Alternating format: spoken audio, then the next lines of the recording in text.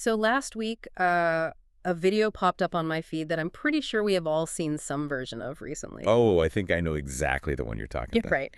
It was this guy, and he was clearly just exhausted, like pushed to his absolute limit by his corporate job. And he decided he had finally just had enough. The breaking point. Exactly, the breaking point. So he gets on the office PA system and he delivers this blistering, expletive-laden speech, Right? just going off about how terrible the management was, how exploited everyone in the building was, and then he quits right there on the spot. A very dramatic exit. Oh, highly dramatic. He grabs his little box of desk plants, marches out the front door, and I mean, the internet absolutely loved it. Naturally. The comments were just a wall of fire emojis, millions of views. Everyone was cheering for this guy, treating him like this modern-day folk hero who just stuck it to the man. It is an incredibly seductive narrative, isn't it? It really is. Because watching someone break that social contract, that corporate subservience, it provides this massive collective dopamine hit for the rest of us. Oh, totally. We watch it and we get to live vicariously through that momentary release of pressure. Exactly. We feel the catharsis without taking the actual risk. Right. But here's the thing, and this is exactly what we are going to unpack today. Yeah. After the dopamine wears off, what happens to that guy on Tuesday? That is the real question. Because the internet moves on to the next viral video in about 5 minutes. Oh. And he is just sitting at home, completely cut off from his cash flow, his health insurance, his professional network. And the massive corporate monopoly he thought he was hurting. They probably didn't even blink. Not even for a second. Right. They just called HR, posted his job opening by like 2.0 BM, and replaced him with someone younger and cheaper. He didn't dismantle the system at all. He just martyred himself for some TikTok views. Which is so tragic when you think about it. And according to the tactical playbook we are looking at today, that guy didn't hurt the system. He actually played right into its hands. He committed financial suicide disguised as a moral victory. Oof, financial suicide disguised as a moral victory. That's, wow. It's a harsh reality, but it's the perfect entry point for our objective today. I am so ready for this because honestly, this deep dive feels like the culminating milestone of everything we have been building up to. It really does. It's the execution phase. Yeah. And if you've been following along with us over the past 9 deep dives, we've been on a very intense journey together through the source material. A very deep structural mapping of the world. Right. We have been mapping the absolute architecture of the world we actually live in. We went deep into the reality of what the texts call killing orders. Yes. Those deeply parasitic financial and social rituals. Completely built on extraction. We talked about how people unknowingly pledge their time, their sanity, and sometimes their entire community's well-being to systems that basically demand constant sacrifice. Just to keep them barely hovering above the poverty line. Exactly. And we spent a lot of time contrasting those parasitic systems with the clean path. The spiritual nature of money when it's governed by the laws of sacred enterprise. Right. But we didn't just stay in the philosophical realm either. We looked at the brutal, on-the-ground macroeconomic reality of Southern Africa. We examined how trillions in wealth routinely leave the continent. Through highly structured corporate extraction. While the local populations, the people who literally dig that wealth out of the dirt, are left mathematically trapped in a cycle of debt. It's a mathematically closed loop of extraction. And we completely dismantled the illusion of the land war, too. That was a heavy one for a lot of people. It's a difficult truth to confront. Yeah, the realization that arguing over who owns the dirt is a total distraction if you don't actually possess the independent capital and the infrastructure to develop it. Because if you get the land, but you have to borrow from the centralized banking cartels to buy the tractor. And the seeds and the water rights. Right. Then you are right back to being a tenant on your own property. You're just paying rent to the bank instead of a landlord. We even held a funeral for the hustler ego. Which is often the most difficult concept for people to process. Oh, absolutely. Yeah. The idea that grinding for 18 hours a day, never seeing your family, and running on purely adrenaline and caffeine. It isn't actually a badge of honor. No. It is a trauma response to economic isolation. We covered all of that foundational material. But if pods 1 through 9 were the theory, right? The macro view, the mapping of the maze you're standing in. The diagnosis of the disease. Yes. Exactly. Then the sources we are looking at today, specifically a document titled Pod 10, they represent the actual execution. The tactical street-level playbook. Which is why the tone of our conversation today really has to shift, right? We're moving from observation to application. Precisely. The theoretical framework is laid out. The systemic injustices are identified. But theory without a mechanism for application. It's just intellectual entertainment. Exactly. It doesn't change your material reality at all. Right. So the primary objective today is to systematically remove the final barriers. I love that. By the end of this conversation, you are going to have every single piece of the puzzle needed to understand exactly how the 30K Club operates in the real world. We want to make sure there is absolutely nothing standing in your way. No conceptual misunderstanding, no lingering societal conditioning, no misplaced fear, nothing standing between you and the clarity required to check your eligibility for the ritual backing. We are moving entirely from what is happening to how do we actively dismantle it from the inside. So let's start right there. Yeah. How do we dismantle it from the inside? Because once you wake up to the reality of this maze, right? Once you realize that these legacy monopolies are literally extracting your life force to fund their empires. Your immediate emotional reaction is exactly what we saw in that viral video. You want to burn it all down. Yeah. You want to flip the table and storm out. It is the most natural human reaction to discovering you have been exploited. You want immediate, visceral justice. Yep. But Article 40 in our source material introduces a concept called the Trojan Horse Strategy. The Trojan Horse Strategy. And this text offers a chillingly pragmatic counter-narrative to that emotional outburst. The text is very explicit here. The elite, the legacy monopolies, the architects of these global cartels, they do not operate on emotion. Not at all. They operate on cold, calculated strategy. They do not care if you are angry. They only care if you disrupt their supply chain. Exactly. When you quit in a fit of rage, you simply eliminate yourself from the board. You take your own piece off the chessboard. You've removed an asset from the field of play, but the opposing team's infrastructure is left completely intact. Okay, I want to ground this in an analogy because the psychological shift required here is massive. Go ahead. Think of it like being a prisoner of war. Right. You have been in this prison camp for years, but you thought it was just a regular town. A very common illusion. Yeah. And then suddenly you realize there is barbed wire hidden in the trees. You realize you are a captive. The awakening phase. Right. So your first brilliant adrenaline-fueled idea might be to sneak out at night and blow up the enemy's supply truck. A dramatic act of rebellion. And it feels great for about 5 minutes. You watch the explosion, you feel powerful, you're like, take that! Until the fire dies down. Right, until you realize you just blew up the only food source, the gates are still locked, and you are still stuck inside the camp. A completely Pyrrhic victory.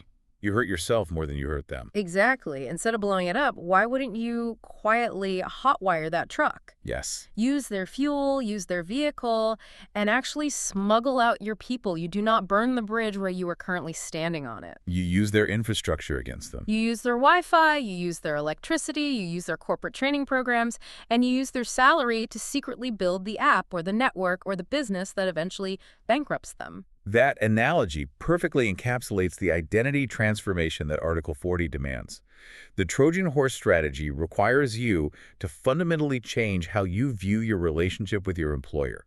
You have to flip the script in your head. Completely. You are no longer a loyal employee desperately trying to climb their corporate ladder.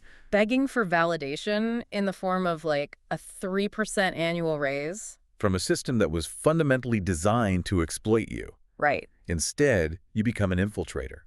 You are a highly placed operative behind enemy lines. That reframes everything. I mean, how you walk into the office on a Monday morning completely changes with that mindset. It has to change. When you understand this, every corporate salary you collect is no longer just a paycheck to help you survive the month. What is it? It is a diverted resource. You are actively siphoning capital from the monopoly. Wow. Every elite management training program they pay to put you through is no longer a boring corporate chore. It is free intelligence gathering. You're getting trained on their dime. Precisely. And every high-level client network you access within their walls is an asset you are secretly, methodically mapping out. To eventually redirect and fund your escape. You are taking their capital and using it to build a decentralized parallel economy in the shadows. Okay, I love the theory of this, but let's push on how this actually works in practice. Let's do it. Because theory is easy. but Tuesday morning is hard. Let's say you are sitting in a boardroom. The executives are up there projecting quarterly profits in the tens of A millions. standard Q3 meeting. Right. And you know for a fact that your department generated most of that profit. But your team is being told, hey, sorry, there's a hiring freeze and absolutely no bonuses this year. The classic squeeze. Exactly. Normally, sitting in that chair breeds deep, toxic resentment. You go home angry, you yell at your kids, you complain to your spouse.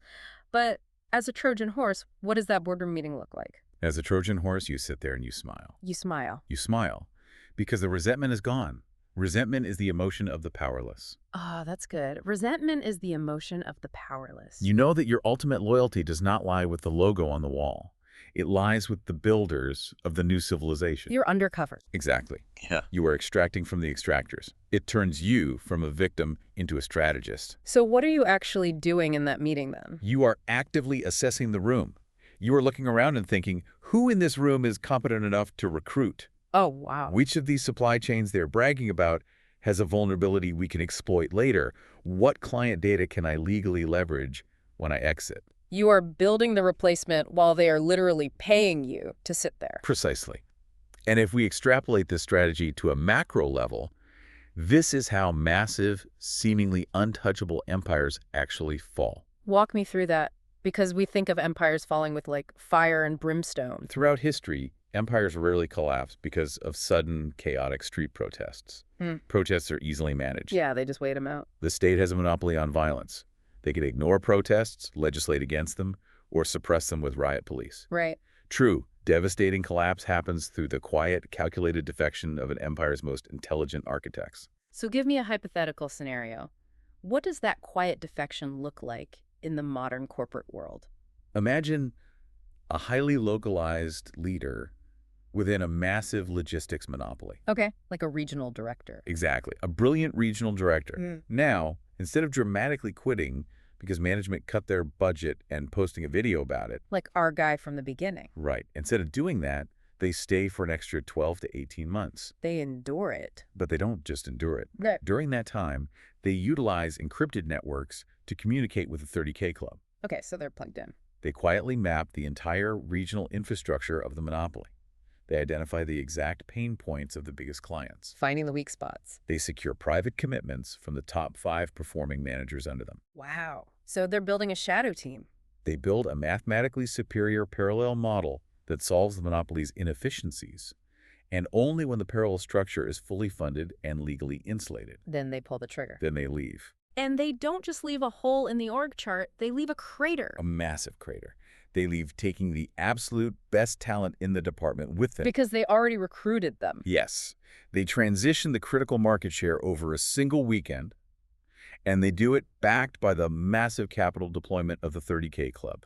So by the time the monopoly's headquarters even realizes what has happened. It is entirely too late. Yeah? The parallel structure is already fully operational. It is highly funded. It is mathematically superior. It's a completely bloodless, strategic collapse of their localized power. And the most beautiful irony, the monopoly literally paid the salary of the person who built their replacement. That is incredibly potent. That is chess, not checkers. It is the only way to win. But it immediately raises a massive red flag for me, and I know the listener is thinking this too. That's the concern. If you are successfully extracting resources as a Trojan horse, you are inherently moving faster, right? Yep. You are building capital. You are plotting this master exit. But the system's default narrative, the script we are literally all handed at birth, is that success is supposed to take 40 years. Ah, yes.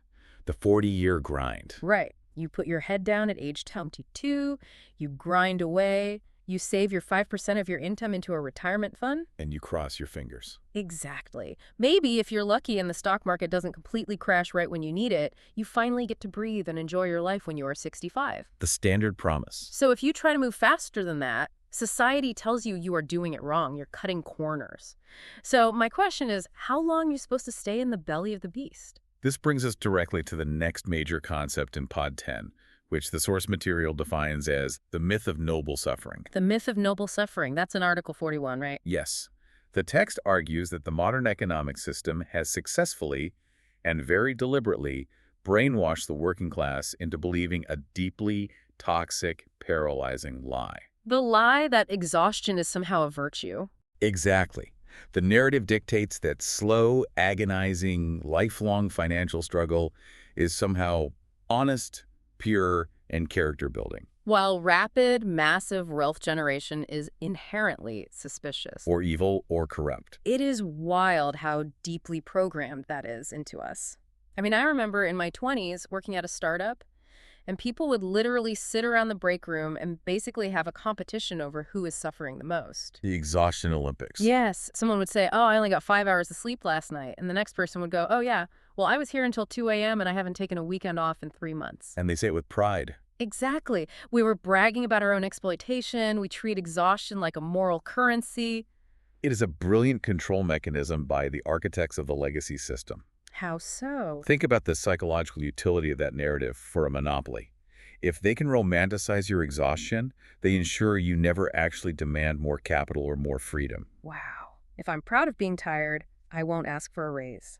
Exactly. They convince you that your poverty and your fatigue are proof of your moral integrity. As long as you are tired, you are compliant. That is dark. But the text aggressively pushes back against this. It states, in no uncertain terms, that there is absolutely no virtue in being too exhausted to raise your own children. None. There is nothing noble about being too poor to protect your community from extraction. It's the ultimate gaslighting. Because I guarantee you, the people at the very top, the legacy families, the global monopolies, the central banking cartels, they do not play by this rule of slow, noble suffering. They absolutely do not. And this introduces the concept of the temporal hack. The temporal hack. The source explains that the global elite utilize massive capital pooling and ancient ritual backing to compress time. Compress time. Time compression is the ultimate weapon of the initiated. They're not waiting 40 years to see a return on an investment. Right. What takes the uninitiated citizen 4 decades of grueling, isolated labor to build, the initiated architect achieves in a single, fiercely disciplined cycle. Okay, hold on. Let's stop right here. Go ahead. I need to play devil's advocate because my alarm bells are ringing and I want to make sure we don't just gloss over this terminology. Fair enough. You say the words ritual backing and temporal compression, and my mind immediately goes to, like, sci-fi or mysticism or some kind of secret society magic. It sounds esoteric. It does, and more importantly, you are talking about multi-million rand capital injections given to people who pass a threshold of self-accountability. Yes. If I am listening to this in my car right now, I am deeply skeptical. What is the catch? Because in Pod 2, we spent an entire hour talking about killing orders and predatory debt. We did. So how is a massive capital injection from the 30K Club not just another form of indentured servitude under a different logo? Walk me through the actual mechanical reality of this temporal hack, no mysticism. That is a crucial challenge, and the distinction must be absolute. The catch, as you put it, is the required internal architecture of the individual. Okay, so it's about the person receiving it. Exactly. Let us demystify the terminology here. When the text refers to temporal compression through ritual backing, it is not speaking of mysticism. Good. It is speaking of hyper-efficient, aligned capital deployment combined with structural mentorship that bypasses the friction of the standard market. Bypass the friction. Break that down for me. What is the friction of the standard market? Consider the uninitiated citizen. Let's say they have a brilliant idea for a logistics business that could genuinely help their community and disrupt a local monopoly. Okay, a great entrepreneur. But they have zero capital. So step 1, they work a day job and save pennies for 5 years just to get enough for a small business loan. And the bank charges them exorbitant interest. Exactly. Step 2, they launch, but because they're heavily undercapitalized, they can't afford top-tier marketing or advanced software. So they grow at a snail's pace. Just scraping by month to month. Step 3, they make costly, avoidable mistakes because they don't have access to elite legal or strategic advisors. Right, because they can't afford a retainer for a top law firm. Exactly. 10 or 15 years later, they finally have a decent, stable business. If they survive that long. If they survive. But they are completely burned out. They have sacrificed their youth, their health, maybe their marriage, just to get to the starting line of true wealth. That is so depressing. They have lost 15 years to the friction of isolation and undercapitalization. They slowly starved under the guise of honest work. Exactly. Now, contrast that with the initiated architect described in the text. This person steps into the dark room, which, again, is not a physical spooky space. Right, it's not a basement with candles. No. It is a rigorous, demanding process of proving absolute self-accountability, strategic clarity, and alignment with the principles of sacred enterprise. A vetting process. An intense vetting process. Once they pass that threshold, they are met with the ritual backing of the 30K Club.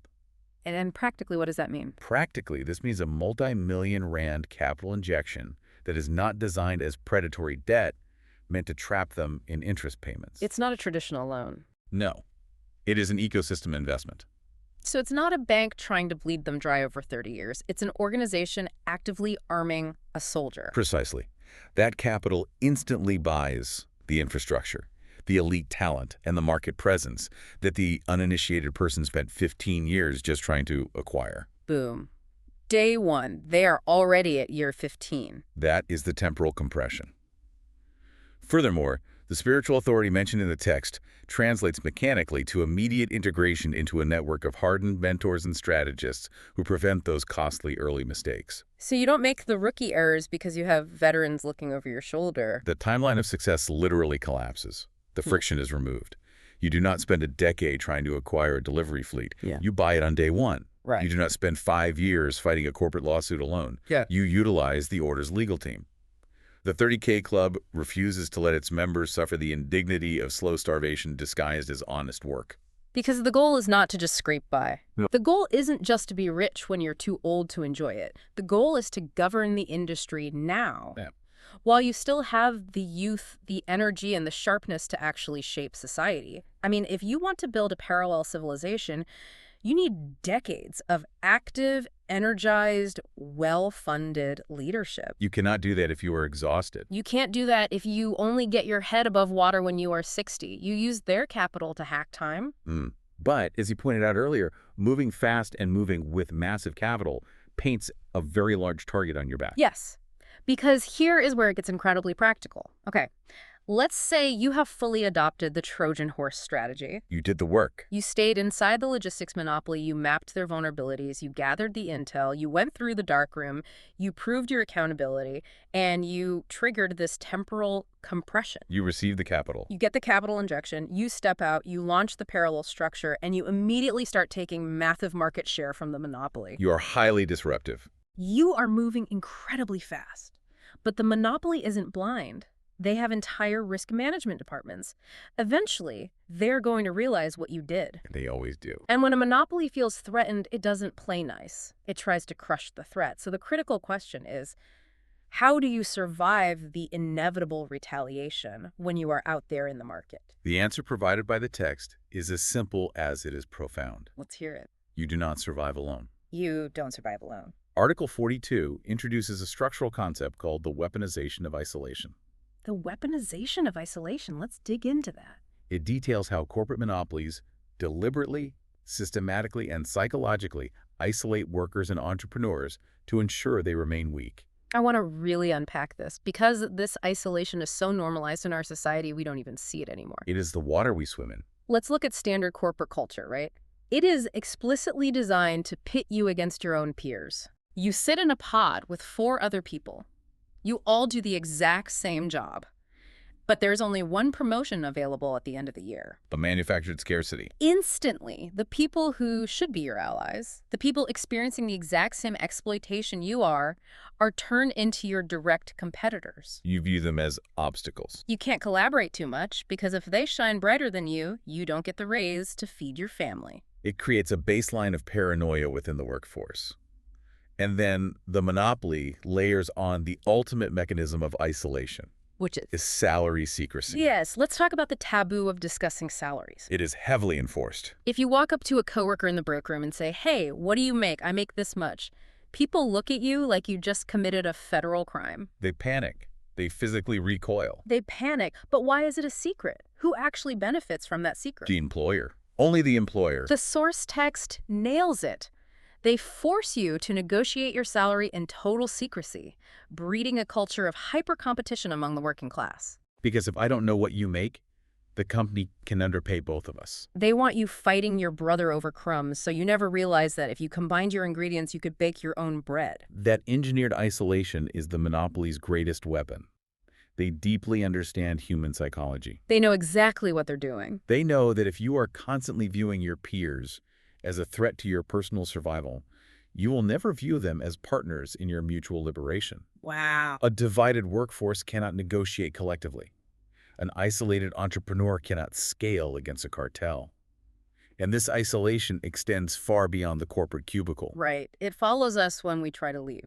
It is the exact reason why so many uninitiated individuals fail when they finally try to build businesses outside the monopoly. We fall victim to the romanticized lone wolf entrepreneur myth. It is a very dangerous myth. We love this story in Western culture. The brave individual, like a Steve Jobs figure who steps out against the world, grinding away in their garage, taking on massive conglomerates single-handedly with nothing but a dream and elbow grease. It makes for a great movie, Yeah. but it is a fatal illusion for the average person. Why is it fatal? When you step out into the modern market as an isolated, unshielded individual, you are stepping onto a battlefield populated by tanks while carrying a pocket knife. That's a terrifying image. The massive corporate networks easily and swiftly crush lone wolves. If you build a better product, they simply outspend you on marketing to drown your voice out. They just flood the zone. If you refuse to sell to them, they outlitigate you. They tie you up in court until your meager startup legal funds are completely depleted. Bleed you dry with lawyer fees. Exactly. If you somehow survive that, they choke off your supply chains by threatening distributors who work with you. So they just cut off your oxygen. To survive outside the matrix of the monopoly, the text argues you must entirely abandon the lone wolf mentality. True power is networked. True power is collective. And this is where the 30K Club introduces the principle of oneness. Yes, oneness. And I really love the visual the text uses to describe this. It doesn't talk about a networking group or like a mastermind class. It uses military terminology. It uses the term the phalanx. The phalanx. Yes, the ancient military formation.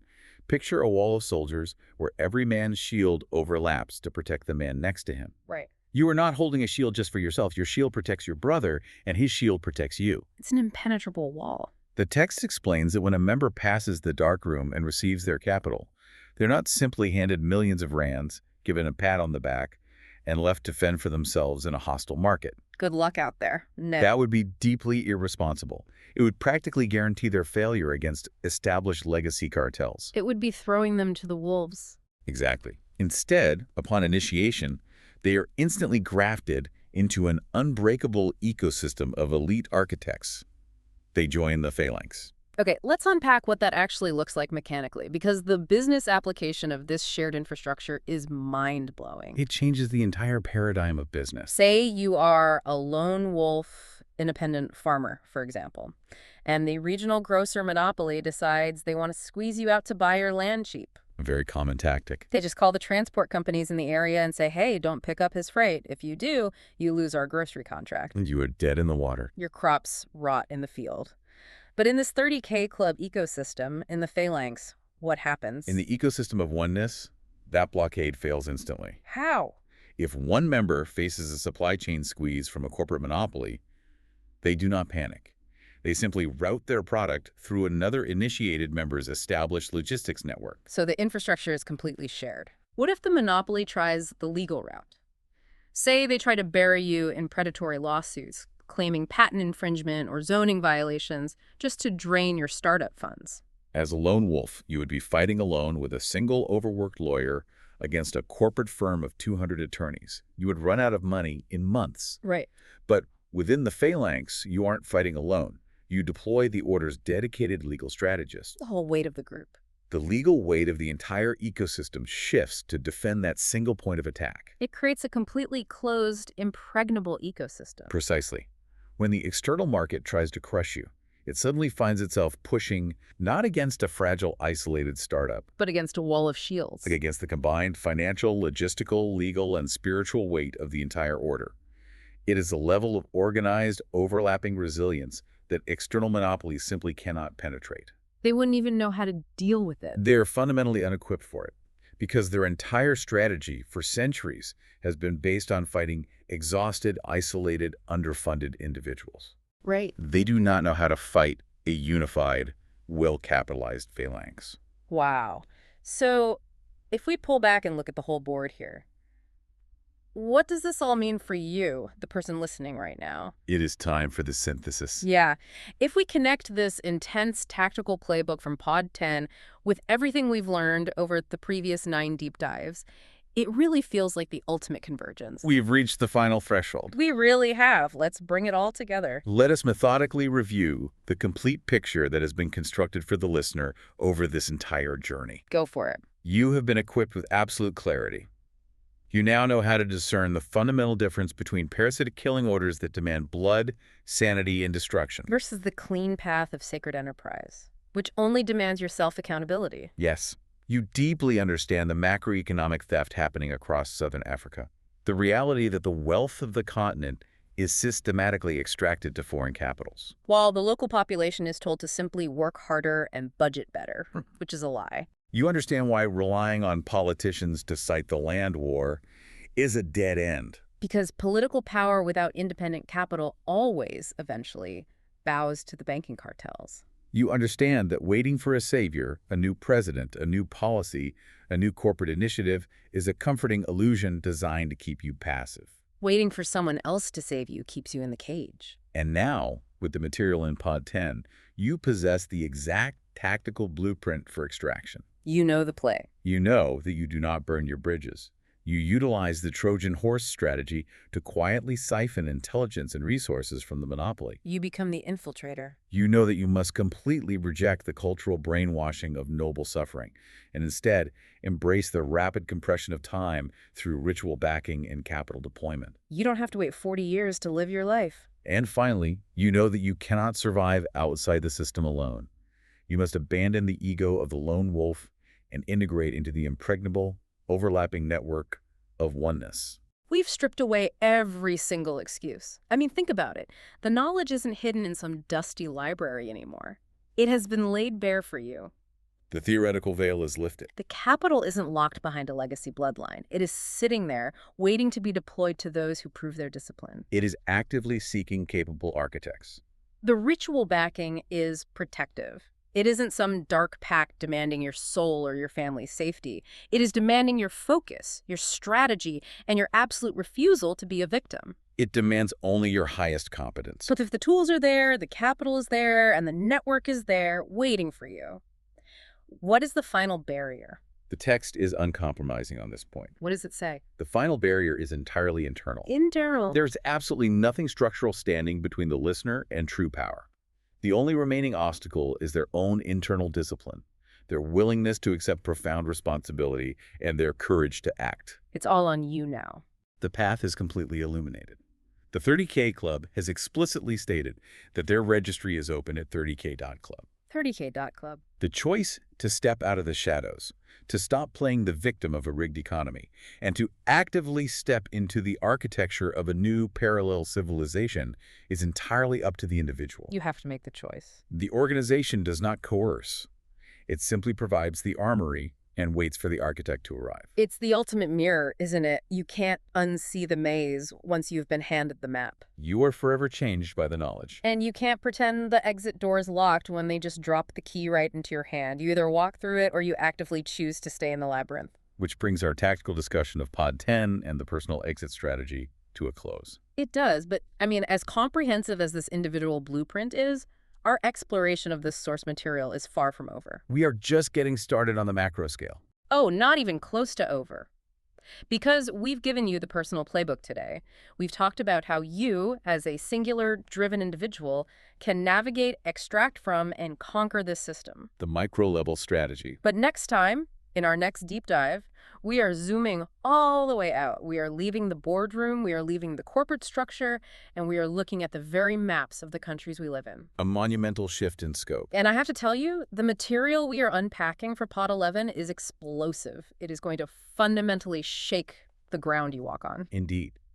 And it is vital to state that as we approach the monumental content of Pod 11, we will be strictly maintaining an impartial observational tone. Absolutely. No taking sides here. We are merely analyzing the profound historical, legal, and economic arguments presented in the source text without endorsing any specific political entity, party, or faction. Just looking at the mechanics of it all. But the arguments presented are undeniably paradigm shifting.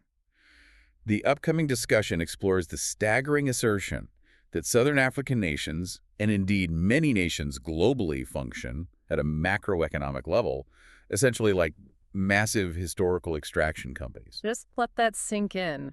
Countries functioning as corporations.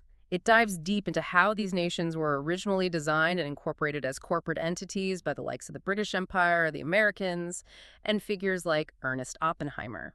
It is a history that directly dictates our present reality. It's wild. We will be examining the deep dive into the U.S. SEC database debate regarding sovereign debt. That part is going to blow people's minds. This involves the controversy over whether sovereign countries are actually registered as corporate entities on foreign exchanges, Traded like stocks. and what the issuance of Schedule B debt actually means for the average taxpayer whose labor is ultimately underwriting it. We're going to talk about what it means to be the collateral. We will explore the chilling concept presented in the text that governments, in many cases, often act merely as local boards of directors for foreign creditors. Managing the extraction on behalf of someone else. And perhaps most critically of all, we will unpack the terrifying reality of resource-backed loans. Oh man, resource-backed loans. With the very soil beneath your feet, the unmined resources of your nation is quietly used as collateral for massive international debt. You will never, ever look at a national election, a border on a map, or a central bank the same way ever again once we unpack Pod 11.